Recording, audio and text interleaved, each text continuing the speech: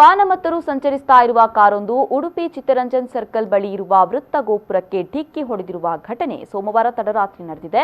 ಕಾರಿನಲ್ಲಿ 5 ಸಂಚರಿಸ್ತಾ ಇದ್ರು. ಇವರಿಗೆ ಗಂಭೀರ ಸ್ವರೂಪದ ಗಾಯಗಳಾಗಿದ್ದು, ಸಮಾಜ ಸೇವಕ ನಿತ್ಯಾನಂದ ಒಳಕಾಡುವವರು ರಕ್ಷಿಸಿ ನಗರದ ಖಾಸಗಿ ಆಸ್ಪತ್ರೆಗೆ ದಾಖಲು ಪಡಿಸಿದ್ದಾರೆ. ಕುಡಿತದ ಅಮಲಿನಲ್ಲಿದ್ದ ಉಳಿದ 3 ಸ್ಥಳದಲ್ಲಿ ಸೇರಿರುವ ಜನರನ್ನ ಕಂಡು ಮುಜುಗರದಿಂದಾಗಿ ಗಾಯಾಳು ಮಿತ್ರರನ್ನ ಬಿಟ್ಟು ಪರಾರಿಯಾದರೆಂದು ತಿಳಿದು ಬಂದಿದೆ. ಗಾಯಾಳುಗಳನ್ನ ವೆಂಕಟೇಶ್ ಪ್ರಭು, ಸಂತೋಷ್ ಶೇಟ್, ಒಳಕಾಡು ಮೂಲದವರೆಂದು ಗುರುತಿಸಲಾಗಿದೆ. ಚಾಲಕ ಪಾನಮತ್ತನಾಗಿ ಅತಿ ವೇಗದಲ್ಲಿ ಕಾರು ಚಲಾಯಿಸಿದ್ದು ನಿಯಂತ್ರಣ ಸಿಗದೆ ಅಪಘಾತ ಸಂಭವಿಸಲು ಕಾರಣವೆಂದು ತಿಳಿದು ಬಂದಿದೆ. ಘಟನಾ ಸ್ಥಳಕ್ಕೆ ಸಂಚಾರಿ ಪೊಲೀಸರು, ನಗರ ಠಾಣೆ ಪೊಲೀಸರು ಭೇಟಿ ನೀಡಿ ಪರಿಶೀಲನೆ ನಡೆಸಿದ್ದಾರೆ.